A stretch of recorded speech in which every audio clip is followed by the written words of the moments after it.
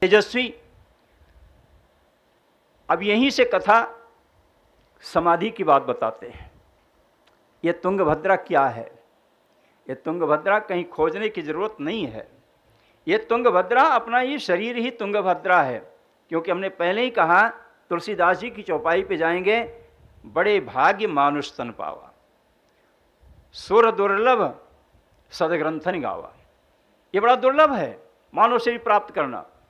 84 लाख योनियों में जीव भटकते भटकते परमात्मा की जब असीम अनुकंपा होती है तब यह मानव शरीर प्राप्त होता है। इसलिए बड़े भाग्य से। क्यों? किस लिए? कहा कि इसी से हमारा कल्याण हो सकता है, मानव शरीर से ही जीव का कल्याण हो सकता है। मानव शरीर से प्राप्त करने के बाद ही हम उस गांव घर जा सकते हैं जहां से वास्तव में आए हैं। जदगत्वा निवर्तन्ते तद्धाम परमम मम। परमात्मा का कथन है, जीव जहां जाकर के फिर वापस नहीं आता है वो मेरा परम धाम है।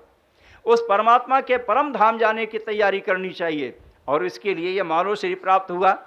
इसलिए तुंगभद्रा, तुंगभद्रा दो शब्द हैं। तुंग माने ऊंचा, भद्र माने कल्याण। जहां सबसे ऊंचा से ऊंचा कल्याण हो उसी को तुंगभद्रा कहते हैं। तुंगभद्रा नदी खोजने की जरूरत नहीं है। इसलिए यह मानव शरीर ही सबसे कल्याणकारी शरीर है, इसलिए इसको कहते हैं यह तुंगभद्रा है। और इस तुंगभद्रा के किनारे पर एक गांव है जहां पर बैठा हुआ है कौन? आत्मदेव। आत्मा कहाँ रहती है? इस मानव शरीर में ही तो आत्मा है, यहीं बैठी हुई है ना।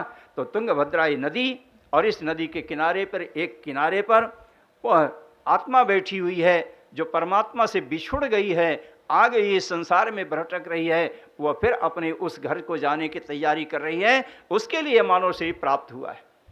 आत्मदेव की कथा में आइए। आत्मदेव पंडित हैं, विद्वान हैं, सत्कर्मी हैं। उनकी पत्नी बिल्कुल विपरीत आचरण करने वाली, नाम है धुंधुली। जितने पंडित विद्वान हैं, सत्कर्म में लगे रहने वाले हैं, धुंधली उनके बिल्कुल विपरीत आचरण करने वाली। धुंधली के संदर्भ में बताते हैं, लोकवार्ता रता क्रूरा प्रायशो बहुजल्पिका शूरा च गृह कृत्येषु कृपणा कलह प्रिया। धुंधली का चरित्र क्या है, स्वभाव क्या है? लोकवार्ता रता क्रूरा, संसार की बातों में लगी रहने वाली, क्रूर स्वभाव। स्त्रियों के लिए कहा गया है कि बड़ी दया होती है इनके अंदर, दया की मूर्ति कही जाती हैं। लेकिन धुंधली के संदर्भ में क्या लिखा? क्रूर, क्रूर स्वभाव की। अब बहुजल्पिका, बढ़ चढ़ करके बातें करने वाली, कृपणा, कंजूस है, शूरा च गृह कृत्येषु, घर का काम करने में बहादुर है।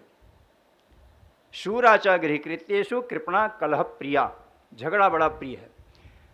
कृपण के जानते हैं? कृपण को देखना नहीं चाहिए, नाम नहीं लेना चाहिए। शास्त्र वर्णन करता है कि इतने लोगों का नाम नहीं लेना चाहिए। आत्म नाम, अपना नाम नहीं लेना चाहिए। गुरोर नाम, गुरु का नाम नहीं लेना चाहिए। गुरु माने यह नहीं है कि जिससे दीक्षा लिया वही गुरु है। गुरु शब्द का अर्थ होता है श्रेष्ठ, जो अपने से बड़ा है उसका नाम नहीं लेना चाहिए।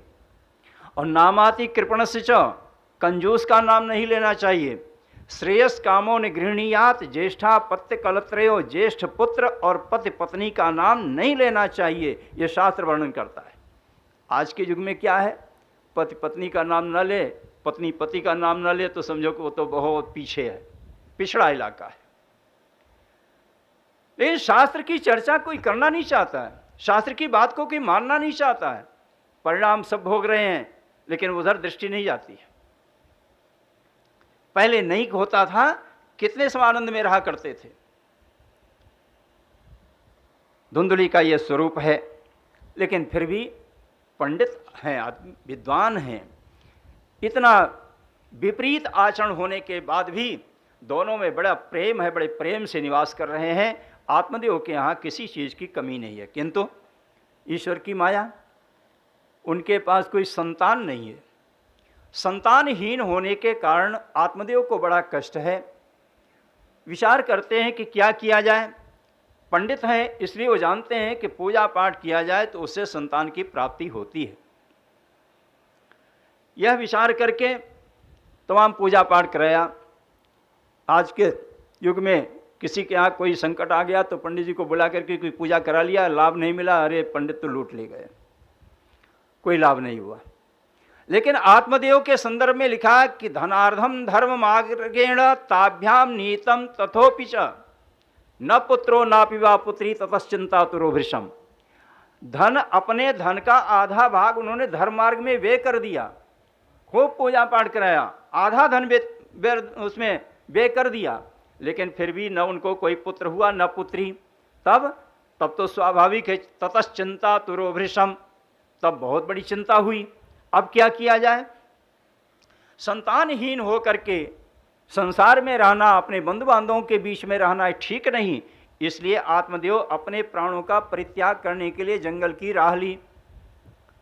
जंगल में गए, भूख प्यास लगी, वहाँ एक तालाब मिला, तालाब में जाकर के पानी पिए, पानी पी करके पेड़ के नीचे जाकर के बैठ गए, आराम करने लगे।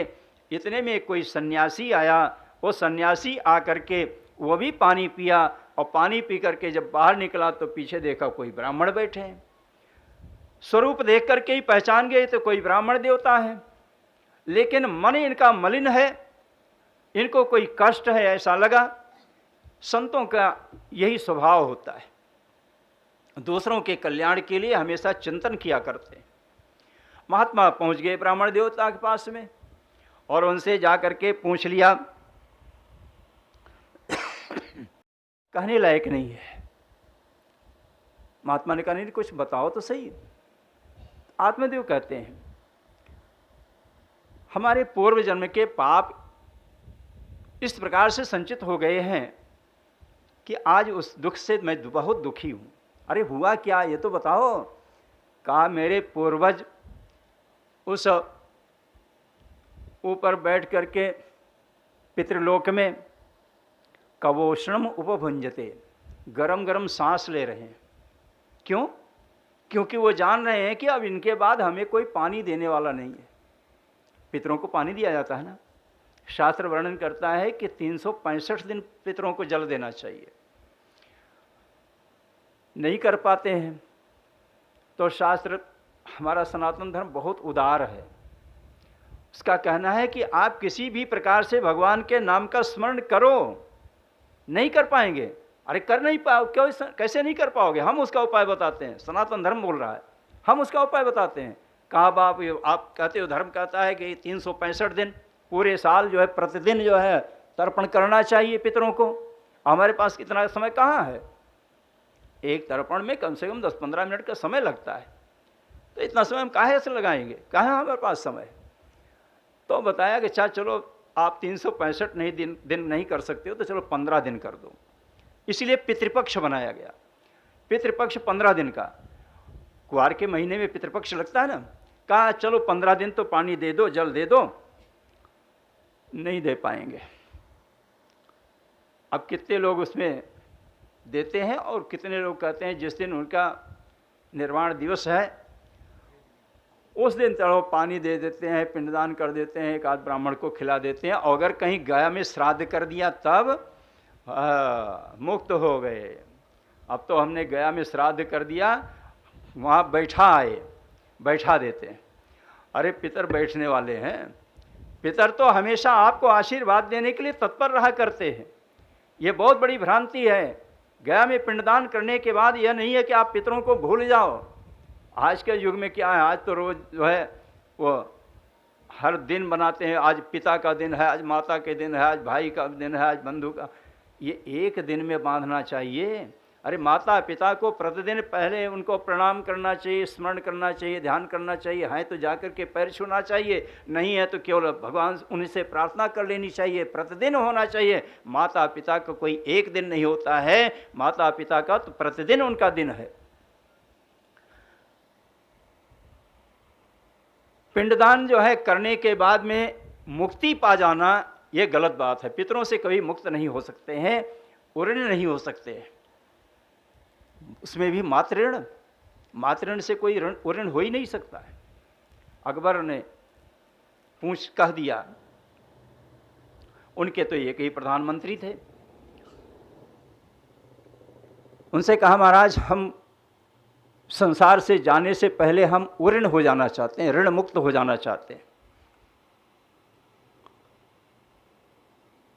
कहा लेकिन एक ऋण ऐसा है जिससे मुक्ति नहीं मिल सकती है। अकबर ने कहा कौन सा ऋण है जिससे हम मुक्त नहीं हो सकते हैं? हमारे पास किस चीज़ की कमी है? कहा मातृ ऋण। अकबर ने कहा हम उससे भी मुक्त होना चाहते हैं। कहा नहीं हो पाओगे। कहा होना चाहते हैं, उपाय करो। उपाय किया। कहा चलो ठीक है, आज बिस्तर हमारे हाथ से, आपकी सेवा का दायित्व हमारे ऊपर। बिस्तर लगाया, थोड़ा गीला कर दिया, एक किनारे पर गीला कर दिया। राजा आए बैठने के लिए, देखे तुरंत, अरे ये क्या किया, गीला बिस्तर हमको दे रहे हो लेटने के लिए? क्या अरे महाराज गलती हो गई, कहीं गिर गया होगा। अच्छा ठीक है, अभी बदल देते हैं। थोड़ी देर तैयार हो गया, बिस्तर लग गया, महाराज आइए। आए, फिर देखते क्या है कि अभी तो ये एक थोड़ी दूर में पानी गिरा था, अब तो वहाँ तमाम मल पड़ा हुआ है, विष्ठा पड़ा हुआ है, गंदगी पड़ी हुई है, मैं इसमें लेटूंगा? बीरबल ने कहा जहाँपना, एक थोड़ा सा गीला हो गया बिस्तर, आप उस पर बैठ नहीं सकते हो, थोड़ा सा गंदा हो गया, आप उस पर बैठ नहीं सकते हो। जरा याद करो माता को। वो माता, माघ के महीने में किसी माँ को बच्चा हो जाए, बच्चे को कहीं ठंडी न लग जाए, सारा शरीर उसको ढकने के लिए प्रयास करती रहती है। वो बच्चा उसी में मल मूत्र त्याग कर रहा है, माता का शरीर खुला हुआ है, लेकिन बच्चे को ठंड लग जाएगी। मल मूत्र कभी नहीं कहती है कि यह क्या हो गया, बड़ा आनंद आता है उसको उसे उठाने के लिए, साफ करने में। उसके ऋण से मुक्त होना चाहते हो? कोई नहीं हो सकता है। अब उस पितर को हम कहते हैं बैठा दिए। बैठा कैसे दिए? जब कुछ देना है तो उसके लिए बैठा दिए, और जब काम लेना हो तो बुलाओ पितरों को। विवाह संस्कार होता है ना, विवाह में क्या होता है, पंडित तो कम बोलते हैं, वो तो कम मंत्र बोलेंगे, लेकिन ये माताएं खूब गाएंगी। वो तोहरो न्योता, तोहरो न्योता, तोहरो न्योता है। सबको न्योत देकर के आप बुला लेंगी, आओ हमारे घर की रखवाली करो, क्योंकि हमारे यहाँ के पुरुष वर्ग जा रहे हैं बारात। अब यहाँ कोई घर में रहने वाला नहीं है, आओ इसकी रक्षा करो। और जब उनको कुछ खिलाना हो तो कहें अब तो गया में हम बैठा आए। इसलिए ये कभी नहीं सोचना चाहिए कि हम गया में बैठा आए हैं,